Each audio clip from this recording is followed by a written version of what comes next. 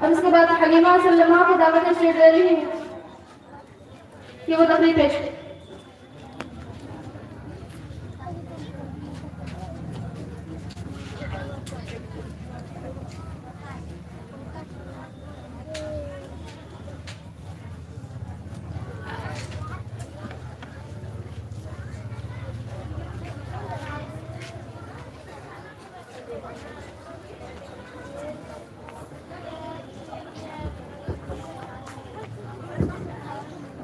السلام علیکم ورحمۃ اللہ وبرکاتہ. نحمده ونصلي على رسوله الكريم اما بعد. اعوذ باللہ من الشیطان الرجیم. بسم اللہ الرحمن الرحیم.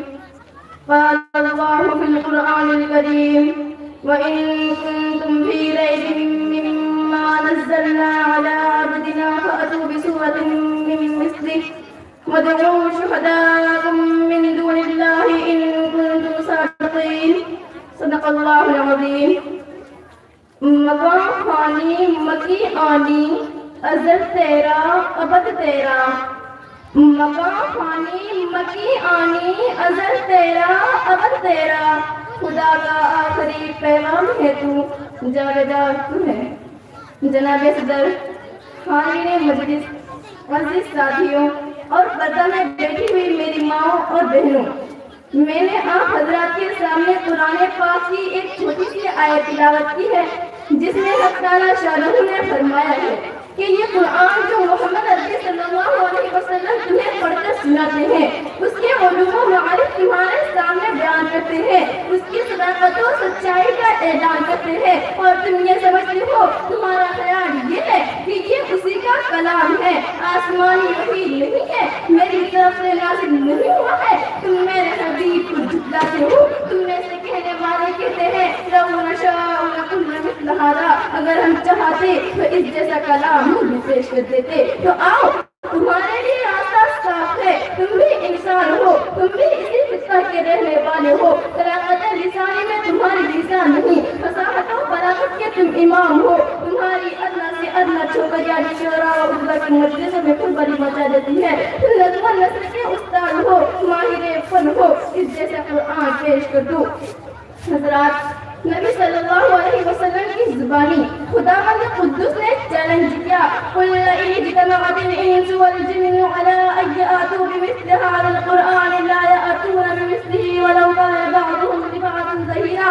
کہ اے محمد صلی اللہ علیہ وسلم، آپ کہہ دیجئے کہ تم یہ کہتے ہو کہ یہ انسان کا کلام ہے. اگر تمام انسان اور جنات اور کائنات کی تمام مخلوق بھی اکٹھا ہو کر اس جیسا قرآن پیش کرنا چاہے تو نہیں پیش کر سکتی، چاہے ایک دوسرے کے حامی یا کی نہ بن جائے. یہ ایک چیلنج تھا. دشمنان اسلام و قرآن کے لیے یہ ایک ضروری موقع تھا. جو اسلام اور پیغمبر اسلام کے خلاف دعوت و تشن کر رہے تھے، جو اسلام کا چہرہ مسخ کرنے کے لیے کوشش کر رہے تھے، وہ میدان میں آتے اور اس جیسا کلام پیش کر کے اس چیلنج کا جواب دے دیتے اور اس دھیری کو بھرنے سے پہلے ہی کچل دیتے. لیکن اس چیلنج کا سب کو ساتھ چھوڑ گیا اور دشمنان اسلام کے چہروں پر ہمائیاں اڑنے لگی. وہ سب ماہرین فن، فصیح بلیغ اور زبان نامی میں اپنا جواب نہ رکھنے والے حرف پڑ گئے. کسی نے اس چیلنج کو قبول نہ کیا، سب کی زبان گنگ ہو گئی. پھر اللہ تعالیٰ شاہ نے اور نیچے اتر کر فرمایا کہ اگر تم پورا قرآن پیش نہیں کر سکتے تو اس جیسے 10 منٹ کی بلاغت پیش کر دو. اگر تنہا نہیں لا سکتے تو اپنی آدمی کارہر سے کر لو، اکیلے بنا لو اور تمام حمایتوں کو بلا کر اس کا جواب پیش کر دو. ارشاد فرمایا ام یقولون افتراه قل فأتوا بعشر سور مثله مفتريات ودعوا من استدعتم من دون الله إن كنتم صادقين. یا تم یہ کہتے ہو کہ محمد نے اسے گھڑ لیا ہے تو کہہ دیجئے اے محمد صلی اللہ علیہ وسلم، تم اس جیسی 10 مدعی بنا کر پیش کر دو اور اللہ کو چھوڑ کر جسے چاہے بلا لو اگر تم اپنے اس فن میں سچے ہو. لیکن دوستو، اس چیلنج کبھی عرب کے معاشرہ سے کوئی استفادہ نہیں ہوئی.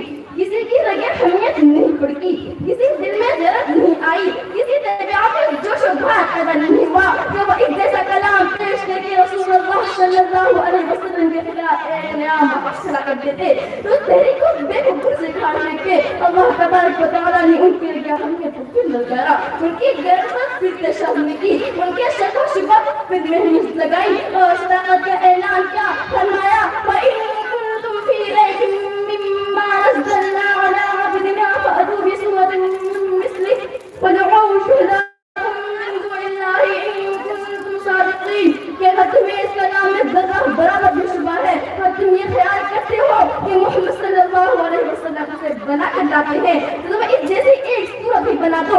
معبودان باطلہ کو ساتھ لے لو، ان کا تعاون نے تمام قوم کو مسکرا کر کے انفراد اللہ سے ہی اجتماعی طریقہ سے ہی اس کی ایک صورت پیش کر دو۔ پھر اگلی صورت ان کے چیلنج بھی ہے لن تفعلوا کہ قیامت تک تم پیش نہیں کر سکتے۔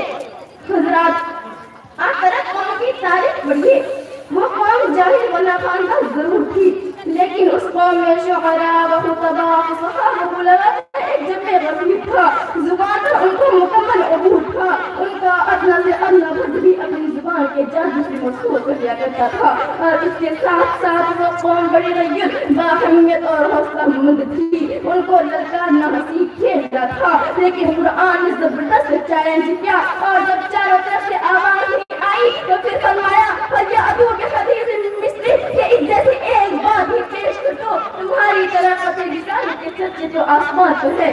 پھر ایک چھوٹی سی سورت اِنَّا أَعْطَيْنَاكَ الْكَوْثَرَ فَصَلِّ لِرَبِّكَ وَانْحَرْ إِنَّ شَانِئَكَ هُوَ الْأَبْتَرُ کے باب کعبہ پر ایسا کہتی یہ کافی دن تک کعبہ کے دروازے پر سورت لٹکی رہی لیکن وہ دشمنان اسلام و تحریک اسلامی کو بے قبول سکھانے والے وہ محمد عربی اور آج کے صحابہ کے خون کے پیاسے ان کا تو ایک صورت بنا کر منتقل حاصل ہو رہا تھا، بازی انتخاب تھی لیکن کہیں سے کوئی چونکہ آواز نہیں آئی، اللہ نے سناٹا آواز نہیں آتی۔